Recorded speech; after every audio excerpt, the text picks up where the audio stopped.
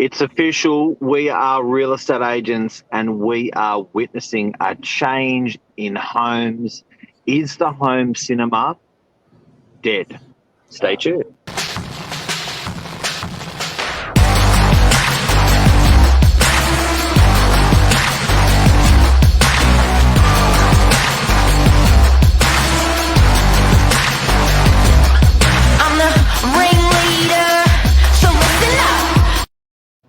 Good morning. Top of the morning to you, Nat Pat. Top of the morning. Welcome to the cinema, the world of film, as we're going to be talking about today. I'm very excited because I love my movies, but it is sad. Death of the home cinema. It's is this fact? Is this fiction? You mentioned this topic this morning as what us doing it, and then as we sort of started mulling through it, it's like, oh my God, this is actually true. This is happening. The cinema is a dying commodity. It's is it?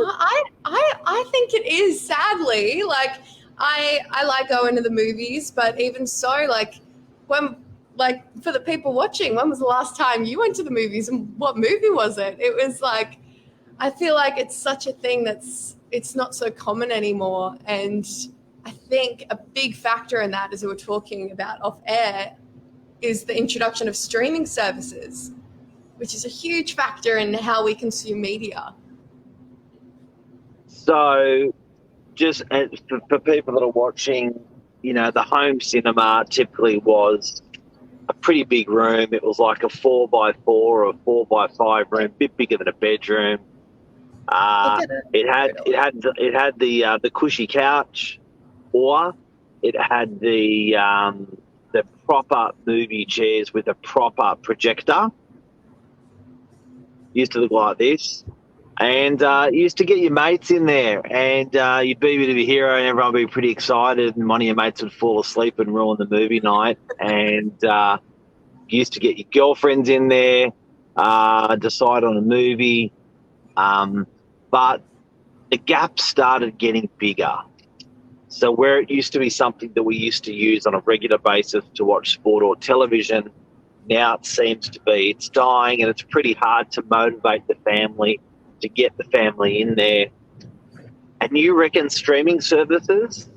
I think streaming services, this is coming from my education. I've got a media background, media and marketing, so I do love talking about streaming services. Is like the new internet in a way. It's completely changed how we watch movies and TV shows. Even I saw a video the other day, and it was filmed back when Game of Thrones was a huge thing, and you could only watch it when the episodes came out. And it was a recording of a building in New York, and you could see all the TV screens flashing at the same time when they were all watching the episode at the same time. No. Yeah, and I was thinking, you don't see that anymore. Everyone, I know even in my family, everyone would be in the same house, but we're not watching the same stuff. One of us is in the bedroom, one of us is in the lounge room. We're all watching different things on different devices, and I think there's probably not that desire anymore to watch the same thing in just one room, and that's what that space is dedicated for. I think it's depending on how often you watch movies and how often you use the space. It's a big question of whether it's cost efficient even. So the death of the home cinema, the room that was sort of 4x4, 4x6, 3x3, whatever it was, had a super, super big screen, and people sat back on that when I watched a movie in there. You reckon it's because of streaming services? Out of interest, how many streaming services are there that you reckon that contributed to this death of the cinema? Oh, I think it'd probably be too naive of me to say one and say Netflix. I think it's actually been in the past few years when you've really got streaming services for every single niche, every single thing. Even how Stan, you can watch sport on Stan now. You can watch all the NRL games there. You don't have to watch them live on 9 anymore. You can watch them back. There's Shudder, there's a horror movie streaming service, Stan, Netflix, Prime, there's Hey You for reality TV, Foxtel even. There's Oh gosh, Disney Plus. Disney Plus is a massive one. But Paramount. Paramount. Oh gosh, how? Oh, and then you got all your free to air Hulu. streaming. So 7 Plus, 9, ABC, SBS. They've got free to watch movies on there. There's so many, and there's such a big choice that you probably, even if you did have a home cinema and use it, you'd probably be spending all your time deciding what to watch. So what I've found is it's a bit disjointed with the home cinema because everyone wants to watch their own thing, and you don't want to go in there to hog the whole cinema. But you'll happily sit on a couch or in front of a small telly and just watch your show quickly, in part or in all. Do you know what I mean? So you may watch just half of the episode and switch over to something else. And rather than people dedicating 2 hours, it's getting much more choppier. Yeah. And you're flashing through your content.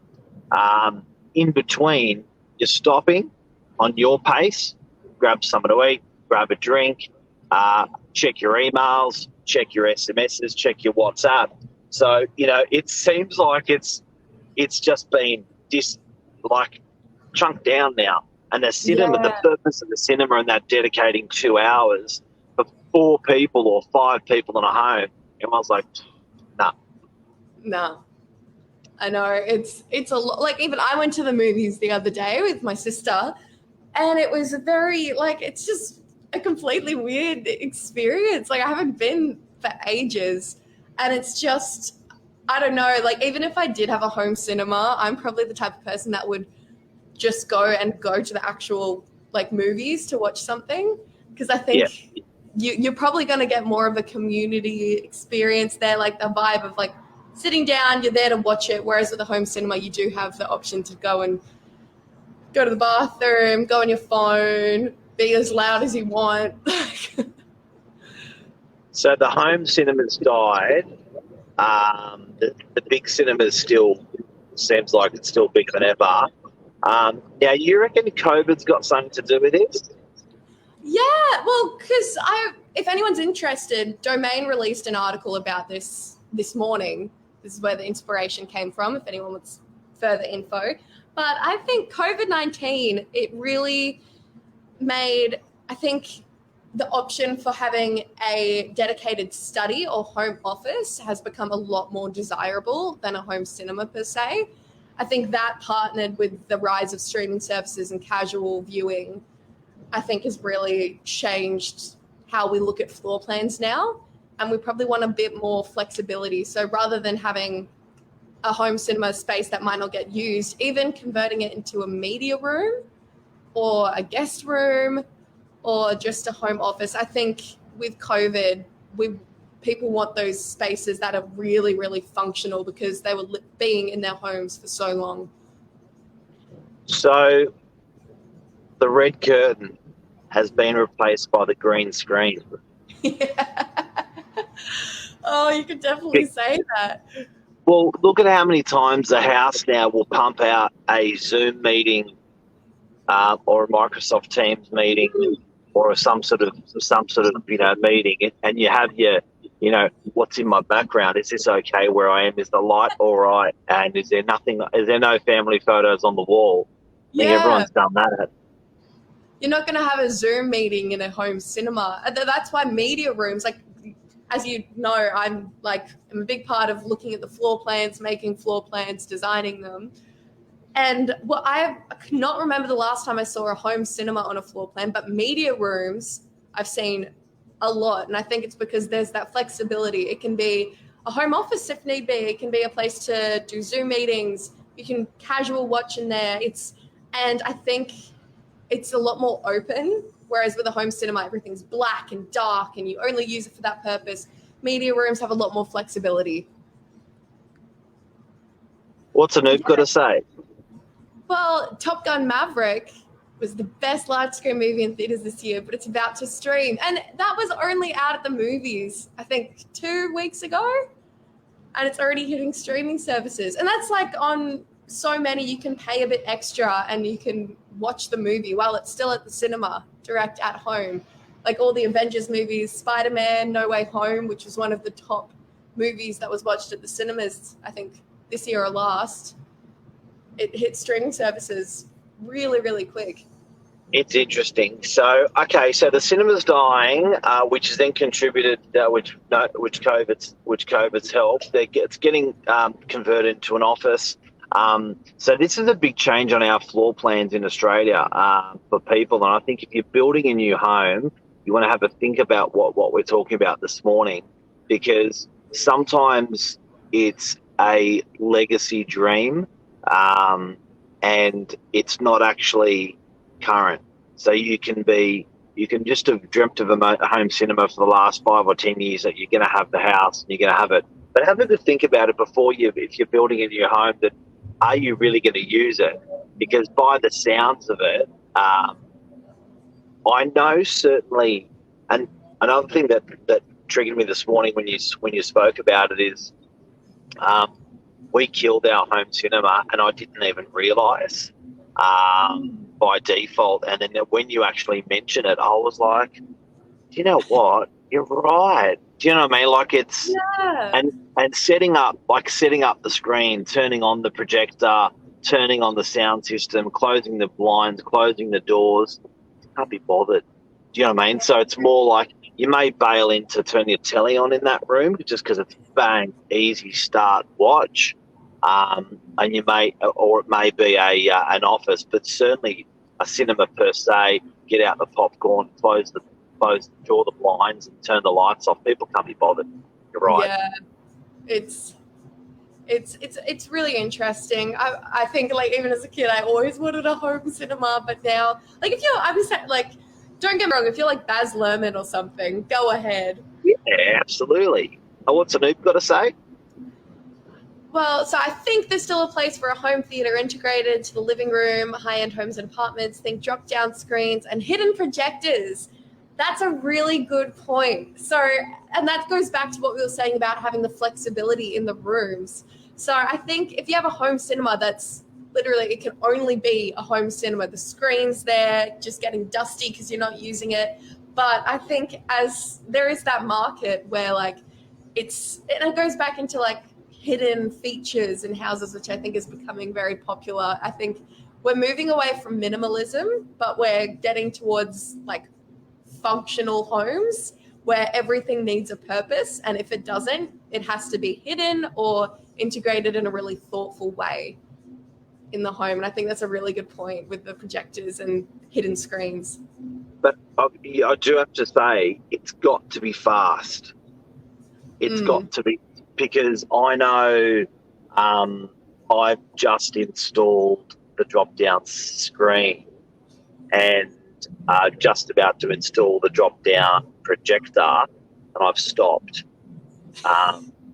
And it's almost like I know, like a house of 3 girls, they are not going to drop the screen down.